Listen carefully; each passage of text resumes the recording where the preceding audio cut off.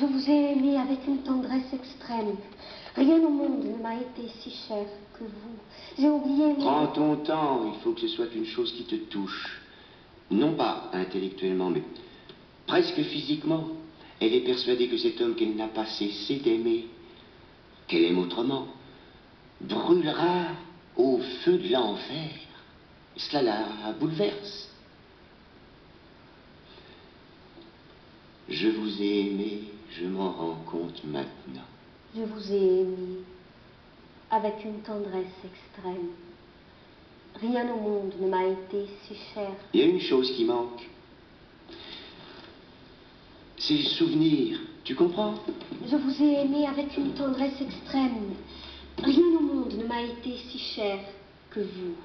J'ai oublié mon devoir pour vous, j'ai fait... Je vous ai aimé, il faut que ça déferle alors que tu fais un raisonnement logique. J'ai tout fait pour vous, je ne vous demande qu'une chose, c'est de corriger votre vie et de prévenir votre perte. Sauvez-vous! Je vous ai aimé avec une tendresse extrême. Rien au monde ne m'a été si cher que vous. J'ai oublié mon devoir pour vous, j'ai fait toutes choses pour vous. Et toute la récompense que je vous en demande, c'est de corriger votre vie et de prévenir votre perte. Sauvez-vous! Je vous prie, ou pour l'amour de vous, ou pour l'amour de moi. Encore une fois, Don Juan, je vous le demande avec larmes. Et si ce n'est assez des larmes d'une personne que vous avez aimée, je vous en conjure, par tout ce qui est le plus capable de vous toucher. Ça finit là. Et elle lui dit, très gentiment, je m'en vais maintenant, je ne vais pas vous importuner plus longtemps. Il faut que ça arrive jusqu'au bout. Je vous en conjure par tout ce qui est le plus capable de vous toucher. Et la gorge un peu serrée, je m'en vais maintenant. Madame, dit Don Juan, qui est un peu cochon, demeurez, je vous en prie, vous me ferez plaisir. Non, non, vous dis-je.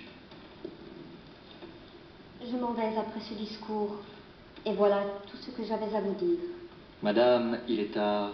Demeurez ici, on vous y logera le mieux qu'on pourra. Non, Don Juan, ne me retenez pas davantage.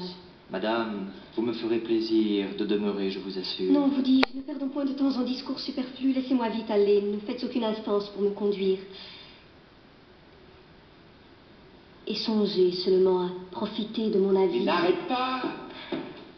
Y arriverai-je ou n'y arriverai-je pas? C'est ton sentiment qui n'y est pas.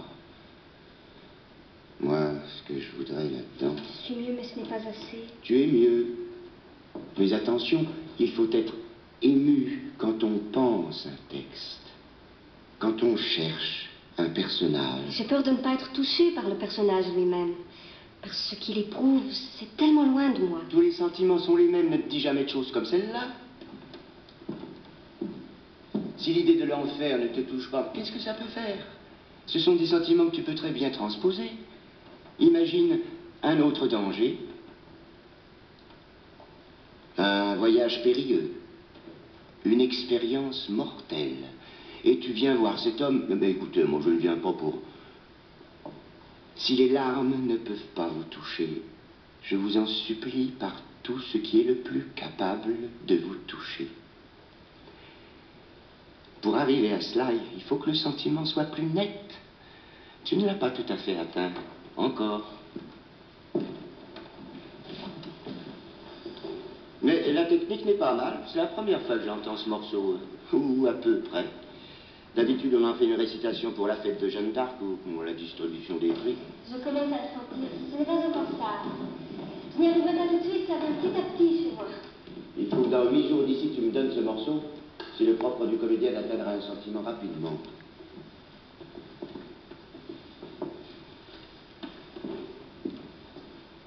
C'est beaucoup, beaucoup, beaucoup mieux.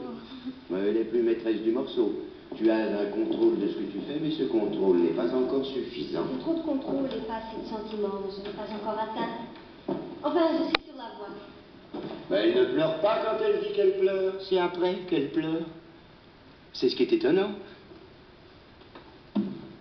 Quand un comédien dit qu'il pleure, faut pas qu'il le fasse, ce serait trop simple. Hein. Mais tu sens encore que tu mets des points. Hein. Il n'y a que 2 ou 3 endroits où le morceau accroche. Je vous ai aimé. Là, tu peux y aller. Qu'on entende bien que c'est tout le passé qu'il y a eu entre eux. Ça a été le premier appel de l'amour chez Elvire. Elle en a été emplie. Et brusquement, tout cet amour qui est monté en elle, par un phénomène de chimie céleste, a été transformé en amour de Dieu. Et elle revient lui dire, « Je vous ai aimé ». Le morceau s'accroche là-dessus. Ce souvenir qui est là, mon Dieu, comme je vous ai aimé. Et ça continue. On sent bien à la fin la façon dont elle se défie de Don Juan. Elle n'a pas peur, c'est quelqu'un qui a été touché par la grâce. Elle est sûre d'elle. Elle a une politesse qui montre qu'elle n'est pas dupe de ce que Don Juan vient de dire. Non, ne me retenez pas davantage, je ne céderai pas. Elle est ferme, elle est sûre d'elle. Je ne viens pas ici pour recommencer. Il y a ce sentiment dès le début. Il y a ce sentiment de fermeté dans son attitude, dans sa démarche. Ce n'est plus cette Dona Elvire. Vous me voyez bien changer de ce que j'étais ce matin. Explique-lui bien, éclaircis la situation. Rends-toi compte de l'état dans lequel elle est. Elle vient de loin, elle a voyagé en carrosse pendant longtemps avant de venir à lui. Brusquement, elle a eu cette visitation, cette grâce.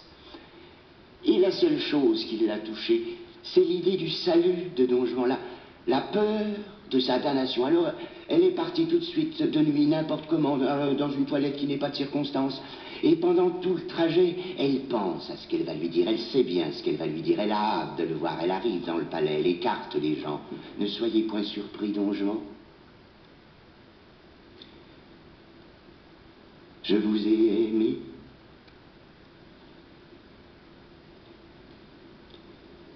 C'est la délivrance de ce long moment, de ce qu'elle a éprouvé pendant ce long trajet avant d'arriver à lui. Elle a couru, elle s'est hâtée aussi quand elle le voit. Tout cela coule naturellement, tout son discours est prêt, il jaillit. C'est pas une de ces visites où on se dit, mais comment vais-je commencer? Vais-je le prendre par la douceur? Ou bien... Et est-ce que je ne risque pas? Elle est portée par ce qu'elle a à dire. C'est pourquoi c'est une annonciation. C'est quelqu'un qui vient délivrer un message malgré lui. Et c'est ce qu'il faut qu'on voit quand tu entres.